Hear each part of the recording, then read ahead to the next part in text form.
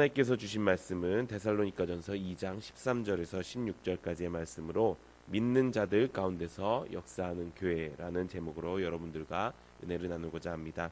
교회가 이 땅의 소망입니다. 데살로니가전서 강의 8번째 시간입니다.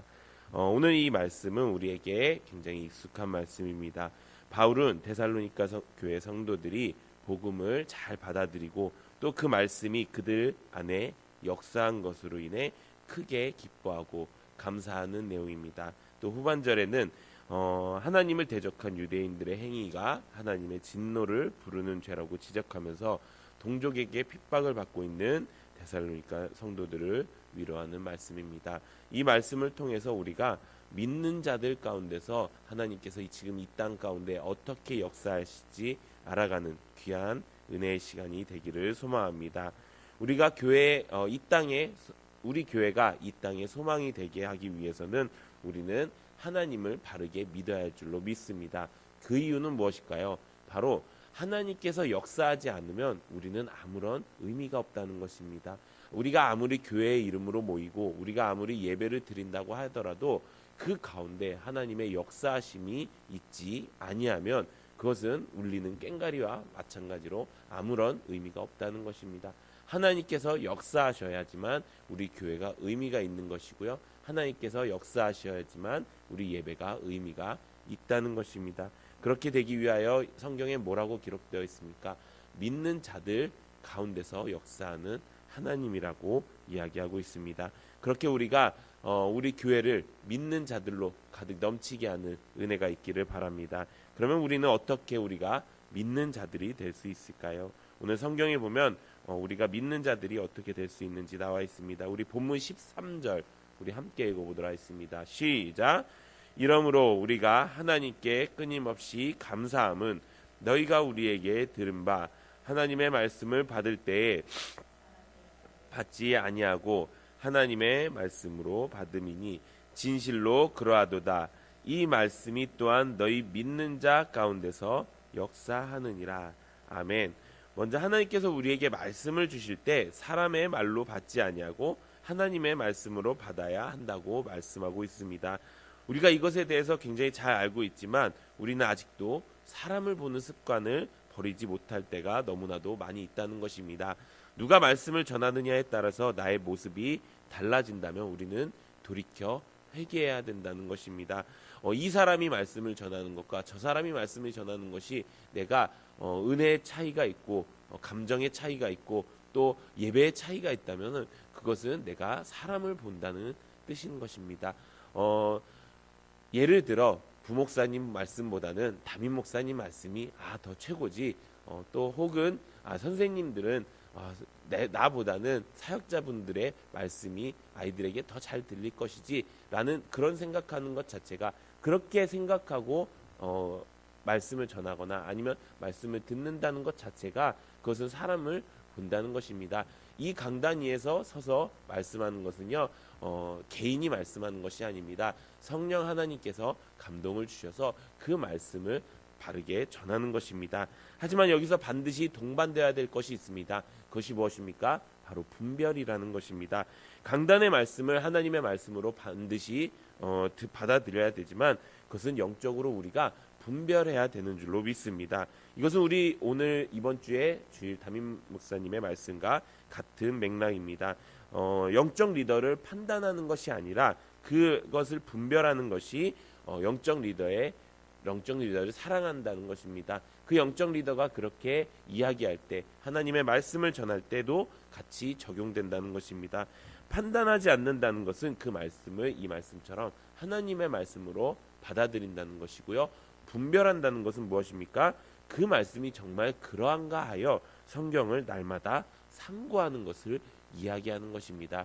그렇기 때문에 우리 신앙생활 바르게 하기 위해서 필요한 것 무엇입니까? 그냥 예배만 드린다고 하나님의 말씀을 강단에 선포되어지는 그 말씀만 듣는다고 되는 것이 아닙니다.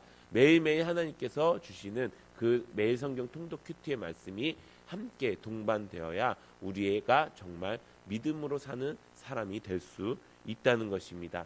이 습관을 통해서 우리가 예배마다 강단에서 선포되어지는 말씀이 하나님의 말씀임을 분명히 알고 또 그것이 정말 그러한가요? 분별력을 키울 수 있는 우리 매일 성경 통독 큐티를 열심히 하는 우리 성도님들 되시기를 예수님의 이름으로 축원드립니다. 두 번째 믿는 자들이 되는 방법은 바로 죄를 버리고 복음을 전해야 된다는 것입니다. 우리 본문 14절에서 16절 우리 함께 읽어보도록 하겠습니다. 시작. 형제들아 너희가 그리스도 예수 안에서 유대에 있는 하나님의 교회들을 본받는 자가 되었으니 그들이 유대인들에게 고난을 받음 같이 너희도 너희 동족에게서 동일한 고난을 받았느니라. 유대인은 주 예수와 선지자들을 죽이고 아니하고 모든 사람에게 대적이 되어 우리가 이방인에게 말하여 구원받게 함을 그들이 금하여 자기 죄를 항상 채우매 노하심이 끝까지 그들에게 임하였느니라. 유대인들은 예수와 선지자들을 죽이고 하나님을 기쁘시게 하지 않았다고 이야기합니다. 또 모든 사람에게 제 대적이 되고 구원받게 하는 말을 금하여 죄를 항상 채웠다고 이야기합니다. 유대인들은 하나님을 믿는 사람들이었습니다. 그럼에도 불구하고 복음 전하기를 금했고 하나님을 기쁘시게 하는 일들을 하지 않았다는 것입니다. 왜 그랬을까요? 그것은 그들의 생각이 하나님으로 채워져 있지 않고 자기 생각들로 채워져 있었기 때문인 것입니다. 즉 나를 부인해야 예수가 들어오고 나를 부인해야 하나님의 말씀이 제대로 들리는데 나를 부인하지 못하고 내 마음대로 하나님을 믿고 그렇게 하다 보니까 하나님이 되는 것이 아니라 하나님이 우상이 되어버렸다는 것입니다. 그러니까 어떤 일이 벌어집니까? 내 마음대로 하나님을 믿으니 하나님을 싫어하는 일들을 하고 죄가 그들을 가득 채웠다는 것입니다. 우리에게는 그런 모습이 있지 않는지 점검해 봐야 할 것입니다. 우리의 삶 가운데 하나님을 기뻐하시게 하는 일이 가득한지 또 하나님이 싫어하시는 일을 하고 있지는 않은지 우리가 점검해 봐야 한다는 것입니다. 그저 내 생각대로 이렇게 하면 신앙생활 바르게 하는 것이겠지, 이렇게 하면 하나님이 기뻐하시겠지라는 생각으로만 사는 것이 아닌지 점검해 봐야 된다는 것입니다. 그렇기 때문에 믿는 자로 사는 삶이라는 것은 하나님의 말씀을 끊임없이 듣고 그것을 지키는 자인 줄로 믿습니다. 그렇게 하기 위해서 가장 좋은 것이 무엇입니까? 바로 복음을 전하는 것입니다. 복음을 전하면 어떤 일이 벌어집니까? 복음을 전하면 내가 해야 되는 말이 어떤 말을 해야 될지 성령 하나님께서 나를 인도해 주신 줄로 믿습니다. 복음을 전하다 보면 내 믿음의 현 주소도 나타나게 됩니다. 내가 얼마나 믿음을 가지고 있는지도 알게 됩니다.